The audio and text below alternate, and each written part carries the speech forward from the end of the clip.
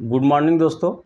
आज मैं आप लोगों को संख्या के वर्गीकरण के बारे में बताऊंगा। जैसे कि मैं पिछले के वीडियो में आप लोगों को बताया था संख्या के वर्गीकरण के बारे में, और उसका कुछ टॉपिक रह गया था जो कि इस वीडियो में पूरा कर दूंगा।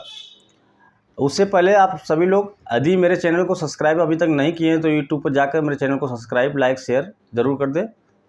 अब ताकि इससे जो भी वीडियो हम आप लोग को अपलोड करें या बनाएं, भेजें, तो आप तक वो पहुँचे। अब आगे सुनिए।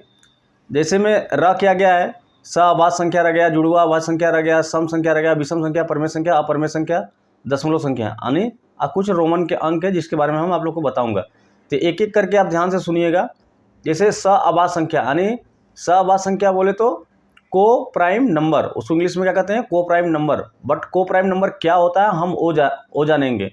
को प्राइम नंबर किसे कहते हैं, यानी स अभाज्य संख्या किसे कहते हैं? तो अभी ध्यान से सुनिए। ऐसे दो संख्याओं का चयन करिए जिसका या लीजिए जिसका HCF यानी हाईएस्ट कॉमन फैक्टर, HCF यानी MSP हाईएस्ट कॉमन फैक्टर क्या हो? 1 हो। तो उन दोनों संख्याओं को हम लोग क्या कहेंगे? तो ऐसे संख्याओं के जोड़े को या पेयर्स को हम लोग क्या कहेंगे? स अभाज्य संख्या यानी को प्राइम नंबर कहे जाते हैं। तो एग्जाम्पल में 3 और 4, जैसे हमने सिलेक्शन किया 3 और 4 का, दो संख्या लिया, एक 3 लिया, एक 4 लिया। तो अब 3 और 4 में देखेंगे इसका HCF क्या है। 3 और 4 में दोनों का HCF अगर लेंगे तो 3 4 का HCF क्या आएगा? दोनों में मैक्सिमम कॉमन क्या है? 1 ही कॉमन है। उनके अलावा दूसरा कोई नंबर कॉमन नहीं है। यानी हम 3 का फैक्टर करें और 4 का फैक्टर करें तो दोनों में हमको कॉमन क्या मिलेगा? 1 ही मिलेगा। तो इसलिए हमारा 3 और 4 क्या होगा? स अभाज्य संख्याएं होंगे। इसी प्रकार आप दूसरा एग्जाम्पल ले सकते हो। जैसे आपके मन में आएगा 4 5, 4 और 5, 4 5 भी क्या है? हमारा को प्राइम नंबर का एग्जाम्पल है। 10 और 11 क्या है? को प्राइम नंबर का एग्जाम्पल है। 29 और 31 भी क्या है? हमारा को प्राइम का एग्जाम्पल है। इसी प्रकार ढेर सारे एग्जाम्पल है। आप लोग डेफिनेशन के अकॉर्डिंग एग्जाम्पल आप लोग अपने हिसाब से लिख सकते हैं या जान सकते हैं। अब अगला नंबर आप सुनिए, यानी जुड़वा अभाज्य संख्या है। जुड़वा अभाज्य संख्या इंग्लिश में कहते हैं ट्विन प्राइम नंबर। क्या कहते हैं? Twin prime number. अभी इसको हम कैसे जानेंगे? हम ऐसे कैसे जानेंगे कि ट्विन प्राइम नंबर किसे कहते हैं या क्या होता है? तो ध्यान से सुनिए। ट्विन प्राइम नंबर हम उसे कहेंगे जब दो अभाज्य संख्याओं के बीच केवल एक भाज्य संख्या हो, तो ऐसे उन सभी नंबर को हम लोग क्या कहेंगे? ट्विन प्राइम नंबर कहेंगे, यानी जुड़वा अभाज्य संख्या कहेंगे। तो अब सिलेक्शन कीजिए, ऐसा दो नंबर सिलेक्शन कीजिए जो क्या हो? उन दोनों नंबरों के बीच एक भाज्य संख्या हो। एक क्या हो? भाज्य संख्या हो। यानी दो अभाज्य संख्याओं के बीच एक भाज्य संख्या हो तो उन्हें हम लोग क्या कहेंगे? जुड़वा अभाज्य संख्या। तो आपके मन में आएगा। अब ऐसा सिलेक्शन कीजिए 3 और 5, 3 और 5 के बीच में देखिए एक अभाज्य संख्या होगा। 3 और 5 के बीच में 4 आएगा ना। 3 और 5 के बीच में क्या आएगा? 4 आएगा। 4 कैसा नंबर है? एक अभाज्य संख्या है। यानी क्या है? भाज्य संख्या है। कैसी संख्या है? भाज्य संख्या, यानी कंपोजिट नंबर है।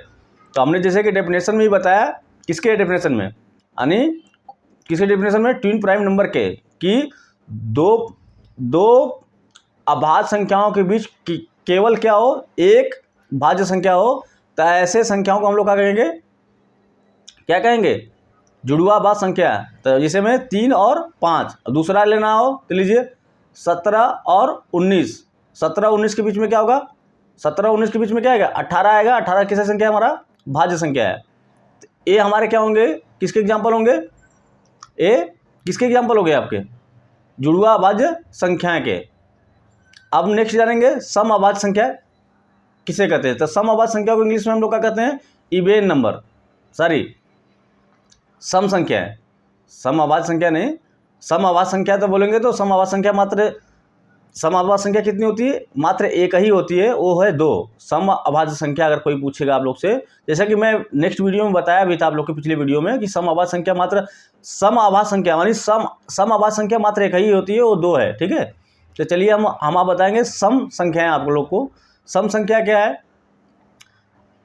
ऐसे वे सभी संख्याओं का समुच्चय या सेट या संचय जो सभी नंबर क्या दो से पूरी विभाजित हो, यानी दो से कटने वाले जितने भी नंबर होंगे उसको हम क्या कहेंगे? सम संख्याएं, यानी इवेन नंबर। जैसे तो दो से कटने वाली क्या संख्या होगी? दो खुद होगी, दो से कटेगी, फिर 4 होगी, 6, 8, 10, 12,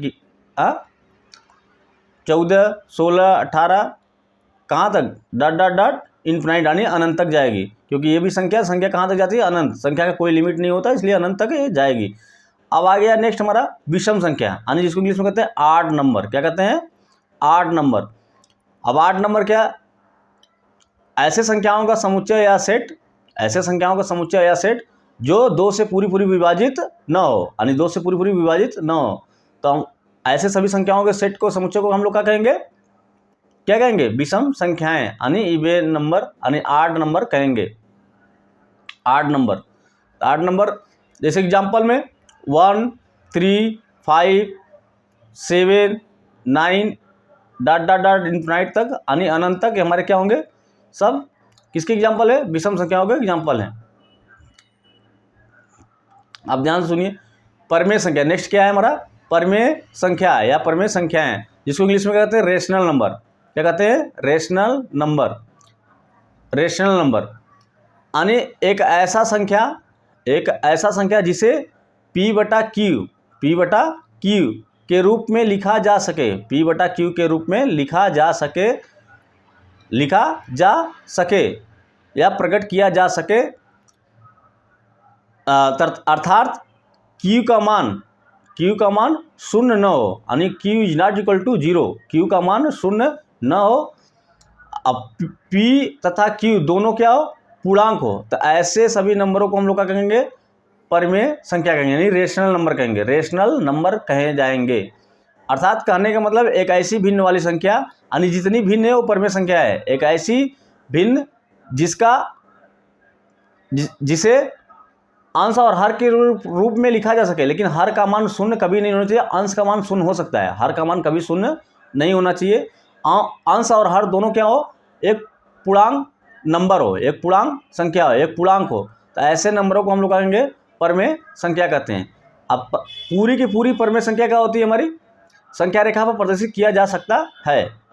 जैसा कि हमने बताया कि पूरे के पूरे रियल नंबर को हम किस पर नंबर लाइन पर रिप्रेजेंट कर सकते हैं, तो ये रियल नंबर की क्लासिफिकेशन है। तो ये सभी संख्याओं को, जितने भी संख्या रियल नंबर के जितने भी क्लासिफिकेशन है, सभी संख्याओं को हम नंबर लाइन पर रिप्रेजेंट कर सकते हैं। आप इसके डाउट मत रहिएगा कि कौन सी संख्या को रियल नंबर, कौन सी संख्या को हम क्या करेंगे? नंबर लाइन पर रिप्रेजेंट करेंगे, कौन से नहीं करेंगे। तो हमने बस सीधी सी सिंपल समझिए कि हम रियल नंबर, जितनी भी संख्या अभी तक हम पढ़ रहे हैं या पढ़ते आ रहे हैं, सब क्या है? रियल नंबर है। रियल नंबर, पूरे रियल नंबर को हम नंबर लाइन पर रिप्रेजेंट कर सकते हैं। तो रियल नंबर की क्लासिफिकेशन है, तो उन जितने भी रियल नंबर क्लासिफिकेशन हो वो सभी संख्याओं को हम लोग नंबर लाइन पर रिप्रेजेंट कर सकते हैं, संख्या रेखा पर प्रदर्शित कर सकते हैं। अब सुनिए, अपरिमेय संख्या यानी इरेशनल नंबर। अपरिमेय संख्या किसे कहते हैं? Irrational number. इरेशनल नंबर क्या होता है? सुनिए इसका डेफिनेशन। एक ऐसी संख्या जिसे हम P/Q के फॉर्म में न लिख सकें, एक ऐसी संख्या जिसे हम P/Q के फॉर्म में न लिखा जा सके, P/Q के फॉर्म में न लिखा जा सके, उसे हम क्या कहते हैं? इरेशनल नंबर, यानी अपरिमेय संख्याएं कहते हैं। फॉर एग्जाम्पल में √2, √3 ये सब हमारे क्या है? इरेशनल नंबर है। √5 ये सब हमारे क्या है? इरेशनल नंबर है। क्या है? इरेशनल नंबर है, बट इन्हें भी नंबर लाइन पर रिप्रेजेंट कर सकते हैं। ठीक है। अगर आपसे पूछे